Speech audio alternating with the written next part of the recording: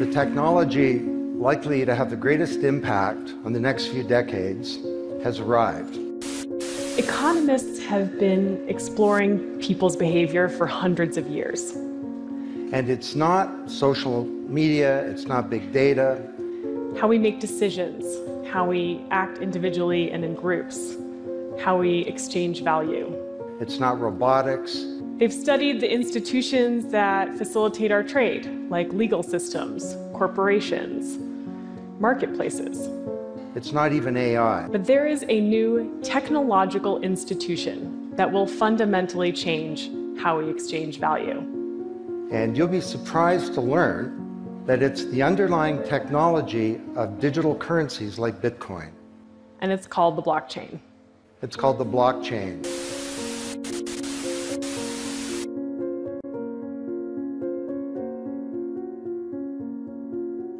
Di tahun 1991, Stuart Haber dan Scott Stornetta menjelaskan hasil karya pertama mengenai rangkaian blok yang dilindungi secara kriptografi.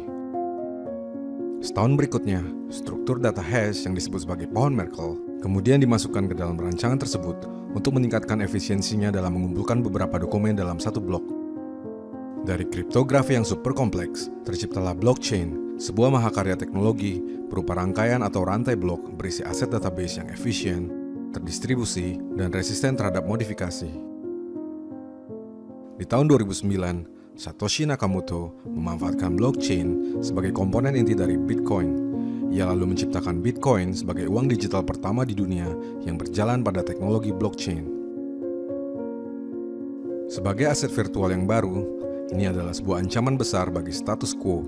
Sebab tak cuma aman, terdesentralisasi, cepat, anonim, dan berbiaya rendah, Bitcoin bersama cryptocurrency lainnya adalah antitesis dari sistem bank sentral dan mata uang terpusat sebagaimana yang kita kenal selama ini. Ini adalah sebuah ancaman besar terhadap sistem ekonomi kapitalis yang telah gagal, perlawanan terhadap monopoli uang dari penguasa dan segelintir kartel, protes kepada uang yang tak membuat umat manusia menjadi makmur, melainkan semakin memiskinkan kita serta membuat kesenjangan, gap antara si kaya dan si miskin yang semakin lebar. Mari kita song-song masa depan uang.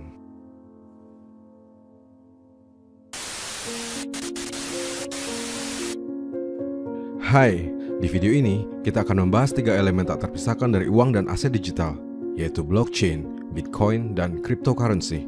Saya akan coba menjelaskan dengan cara yang paling mudah tentang apa itu blockchain, Bitcoin, dan ragam cryptocurrency lainnya, dan bagaimana itu dapat menjadi ancaman bagi sistem uang konvensional sebagaimana yang kita kenal selama ini. Saya akan menunjukkan cara kerjanya, serta alasan mengapa kamu harus menyimpan dan memasukkannya ke dalam portofolio investasi milikmu. Kita juga akan membahas regulasinya di Indonesia, kelebihan dan kekurangan, serta prediksi tentang masa depannya. Mari kita mulai.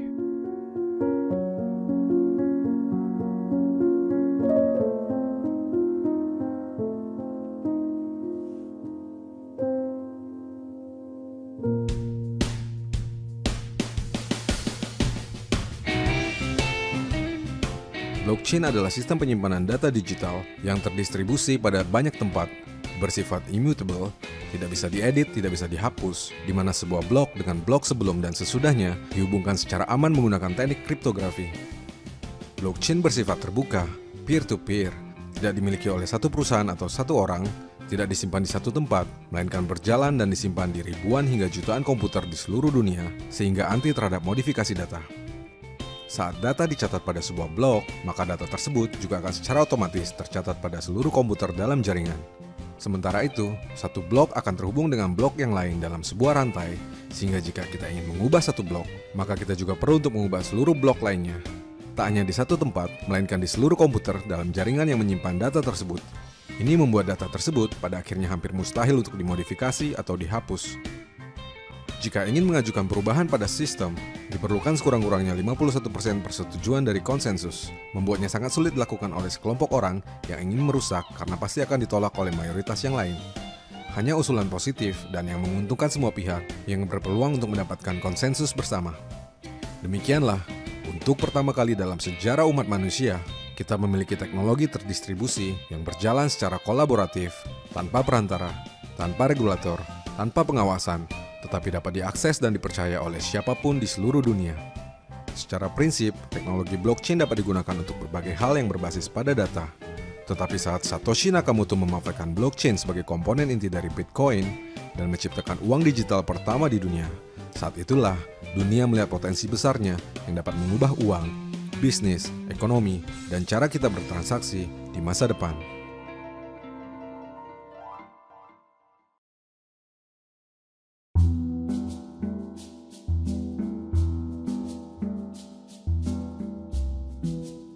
Apa yang terjadi pada sistem uang yang kita kenal selama ini sesungguhnya adalah sebuah malapetaka besar. Dimulai dari sistem barter ribuan tahun yang lalu, kemudian menjadi uang yang dibuat dari logam mulia seperti emas dan perak, lalu berganti jadi mata uang yang dijamin dengan aset berharga.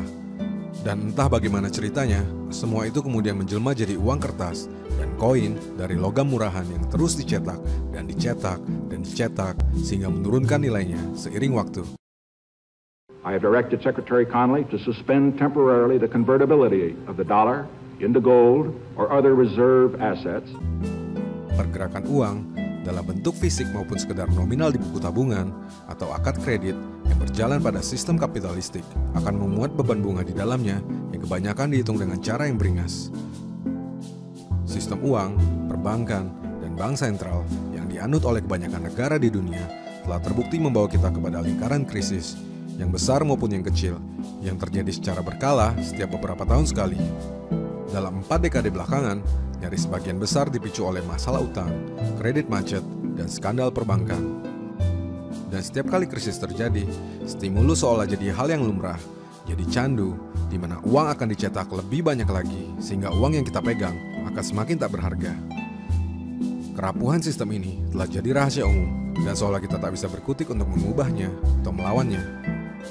Selain itu, sistem keuangan konvensional juga menyimpan berbagai masalah, di antaranya sistem bank sentral yang terpusat dapat disusupi oleh siapa saja secara legal maupun ilegal, oleh yang bertopeng maupun yang berdasi, pun terjadi pada perbankan yang semakin sering disusupi oleh peretas, bahkan oleh oknum bank itu sendiri yang melakukan pencurian atas uang dan data para nasabah. Data kemudian jadi masalah tersendiri, sebab seluruh transaksi dapat diakses oleh bank, meski itu adalah uang kita, bahkan untuk membayar kebutuhan yang sangat privat. Data tersebut tak jarang diperjualbelikan, sehingga tak heran jika kita memiliki kartu kredit di bank A, maka kita juga akan mendapat serbuan telepon penawaran produk serupa dari bank B, bank C, dan E. Itu belum termasuk masalah bunga, biaya administrasi, denda, dan biaya lain-lain. Selanjutnya, masalah global dari sistem perbankan yang ada adalah remittance atau transfer uang lintas negara, lintas bank yang tak hanya lamban tetapi juga berbiaya mahal. Lebih dari 600 miliar US dollar jumlah uang yang dikirimkan setiap tahun dengan biaya rata-rata 6,75% atau setara dengan 567 triliun rupiah hanya untuk membayar fee-nya saja. Dan ternyata cryptocurrency seperti Bitcoin tak hanya dapat menyelesaikan satu masalah, tetapi secara dramatis hampir mampu mengatasi seluruhnya. Sekarang mari kita fokus pada Bitcoin.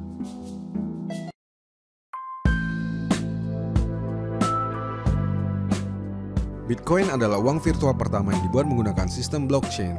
Dengan begitu, tidak ada yang memiliki jaringan Bitcoin, karena Bitcoin dikendalikan oleh semua penggunanya dari seluruh dunia. Nilainya dibentuk secara bebas di dalam pasar, berdasarkan permintaan, penawaran, dan kelangkaannya. Bitcoin dirancang untuk diproduksi sebanyak maksimal 21 juta unit saja yang akan tercapai di tahun 2140. Komputer-komputer yang memproses dan memvalidasi transaksi di dalam jaringan Bitcoin disebut sebagai miners atau penambang. Untuk pekerjaan yang memakan usaha computing yang sangat besar dan kompleks ini, para miners akan mendapatkan Bitcoin dari fee atau Bitcoin baru yang dihasilkan, di mana angkanya akan dikurangi sebanyak setengahnya untuk setiap 210.000 blok baru yang ditambahkan, atau kira-kira setiap 4 tahun sekali. Ini disebut sebagai halving. Sejak 12 Mei 2020, Bitcoin memasuki fase 3 halving, di mana imbalan koin per blok berkurang dari 12,5 Bitcoin menjadi 6,25 Bitcoin kepada miner yang berhasil memvalidasi blok baru.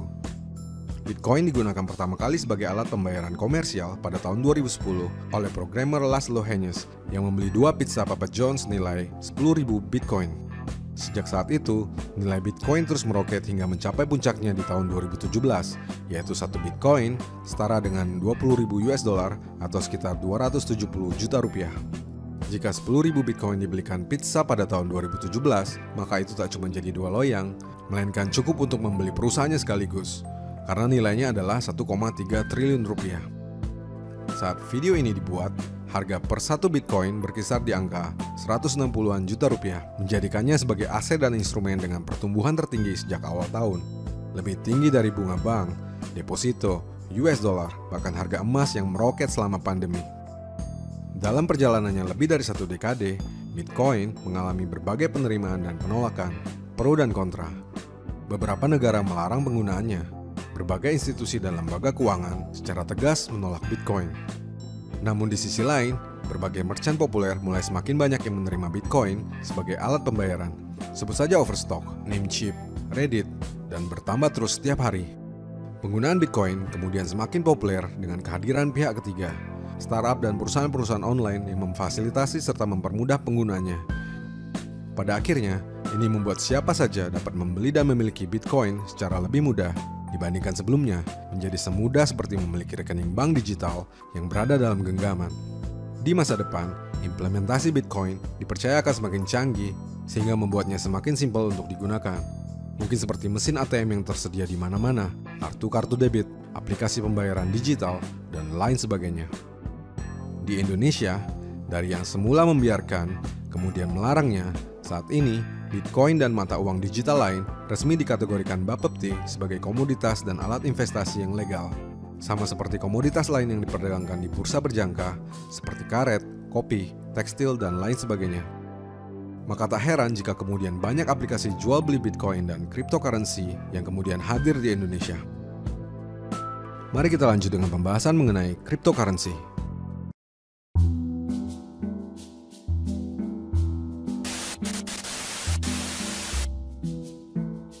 Right now we have just around 13 minutes left until the sale is over. It's been a very tough 24 hours. It's already full.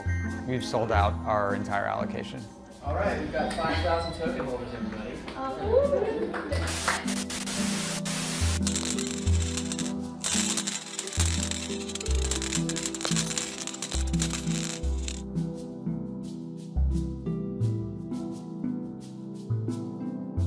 Itu adalah ICO dari AirSwap, cryptocurrency dengan kode AST yang berjalan di atas blockchain Ethereum.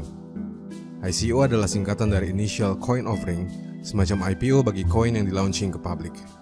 Satu atau sekelompok orang dimanapun di dunia yang memiliki kemampuan untuk membuat project cryptocurrency dapat menerbitkan dan melakukan ICO untuk jenis koin baru.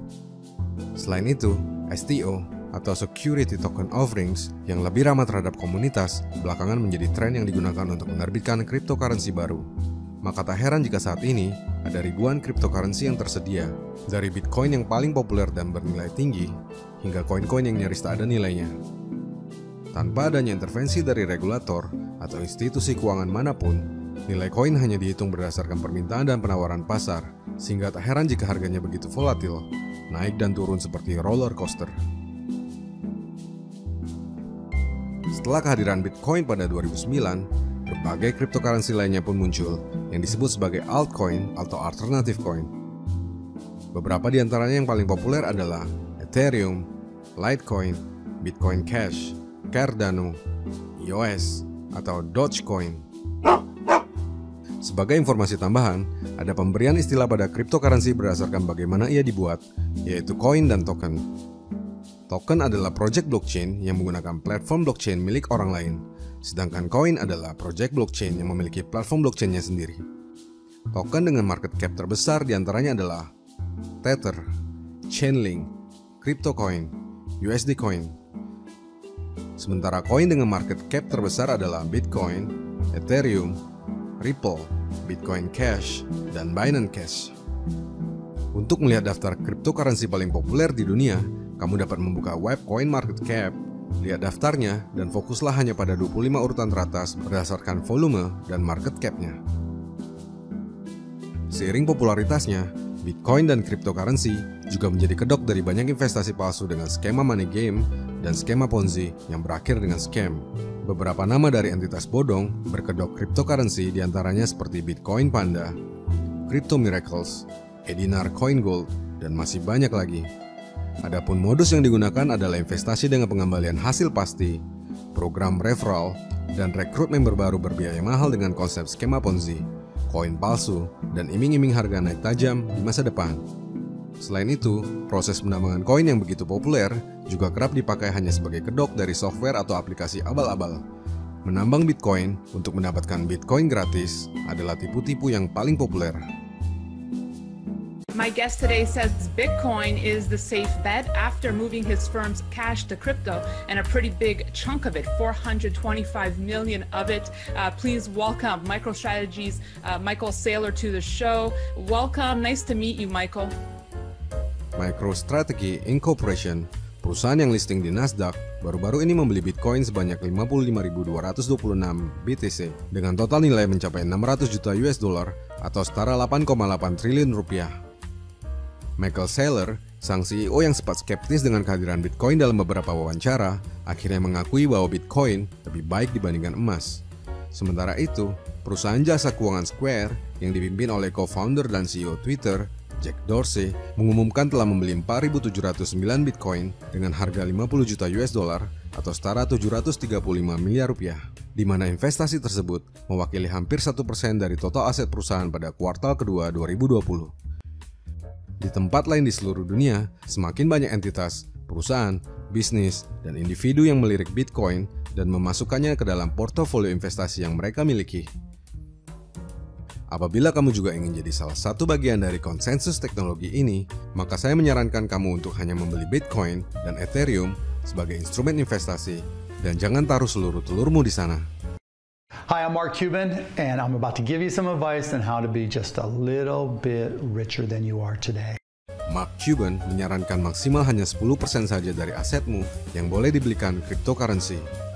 If you're a true adventurer and you really want to throw the Hail Mary, you might take 10% and put it in Bitcoin or Ethereum. But if you do that, you've got to pretend you've already lost your money. And it's like collecting art, it's like collecting baseball cards, it's like collecting shoes. You know, something's worth what somebody else will pay for it. It's a flyer, but I'd limit it to 10%. Untuk jenis cryptocurrency lainnya yang dapat kamu simpan atau gunakan sebagai instrumen investasi maupun alat bayar, maka saya merekomendasikan Litecoin, Stellar, dan Ripple. Very important show today, and it's about... The thing I want to know is that what value, what things that the Bitcoin can bring to the society. But behind the Bitcoin, the technology itself, really very powerful. You know, in my book, Fake, I talked about there was God's money, which is gold and silver, and then people's money, which is Bitcoin or cyber cryptocurrencies. And I really think it's important, especially for old guys like me, to understand the crypto world because that's the world that's coming into view right now. People question it, and I know there's been so much debate about Bitcoin, but they question it because what is it based on? I mean, you see that the dollar is based on, you know, the trust of the Treasury, the trust of the U.S. government. What is Bitcoin based on? Well, the argument it's based on the security of the map, which tells you that it can never be diluted by a government.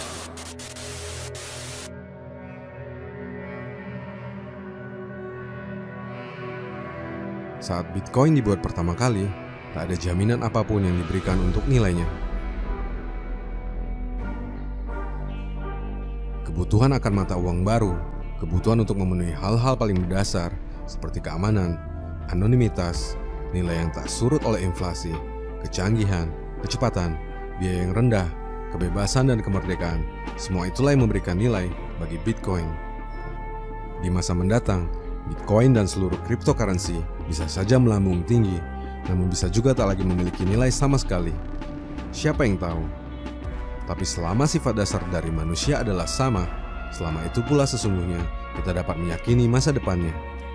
Tapi terlepas dari itu semua, satu hal yang pasti, teknologi blockchain cepat atau lambat akan merevolusi uang serta berbagai hal di masa depan.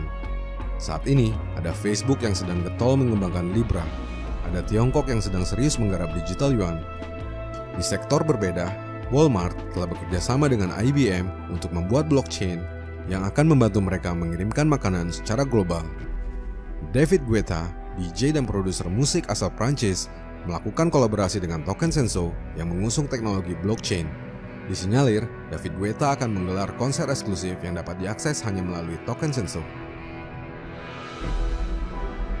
Imogen Heap, pencipta lagu dan penyanyi pemenang Grammy, mendistribusikan karyanya dalam ekosistem blockchain yang dapat melindungi hak cipta intelektual yang dimilikinya.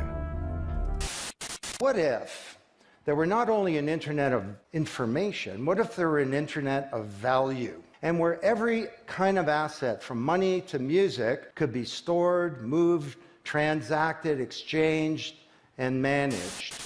This is not just songwriters, it's any creator of content like art, inventions, scientific discoveries, journalists. There are all kinds of people who don't get fair compensation, and with blockchains, they're going to be able to make it rain, all without powerful intermediaries. What if there were a native medium for value? And this is a wonderful thing, because it can also help us protect our privacy. And privacy is the foundation of a free society. Let's get this asset that we create back under our control, where we can own our own identity and manage it responsibly.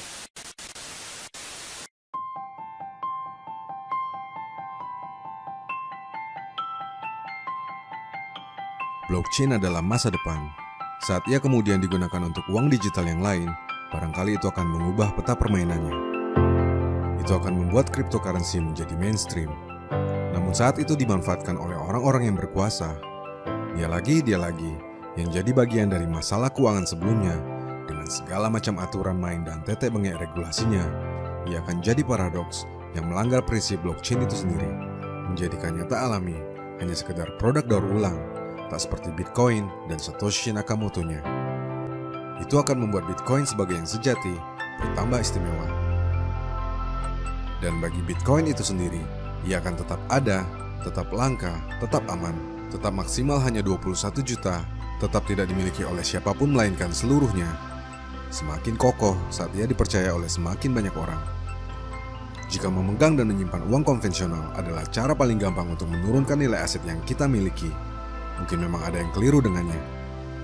Maka apabila selama ini kita percaya pada sistem keuangan yang pincang dan curang, bank-bank yang serakah, lalu pertanyaannya, mengapa kita tidak bisa mempercayai sebuah teknologi yang aman, kolaboratif, mudah, cepat, berbiaya murah, dan hampir dapat menyelesaikan semua masalah yang ada sebagai masa depan dari uang? Bagaimana jika pintu itu kini sudah terbuka?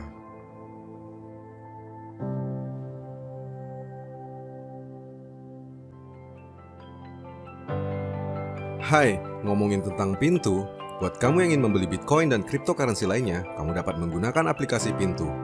Pintu adalah aplikasi mobile untuk jual beli dan berinvestasi aset digital yang keren abis dengan user interface yang sangat mudah digunakan oleh siapa saja. Beberapa kelebihan dari Pintu adalah pembelian instan, harga final tanpa komisi atau biaya tambahan, verifikasi akun instan, withdrawal dengan biaya termurah yaitu flat hanya Rp4.500, bantuan support selama 24 jam yang akan membantumu jika menemui kendala. Pintu juga sangat aman karena telah terdaftar dan diawasi oleh Bapepti dan Kominfo Republik Indonesia. Gunakan kode referral RIANT658 atau cek di deskripsi untuk mendapatkan bonus hingga Rp1 juta. Mulai investasi Anda sekarang dengan Pintu. Lihat link di kolom deskripsi untuk download dan install aplikasinya. Saya, Rianto Astono.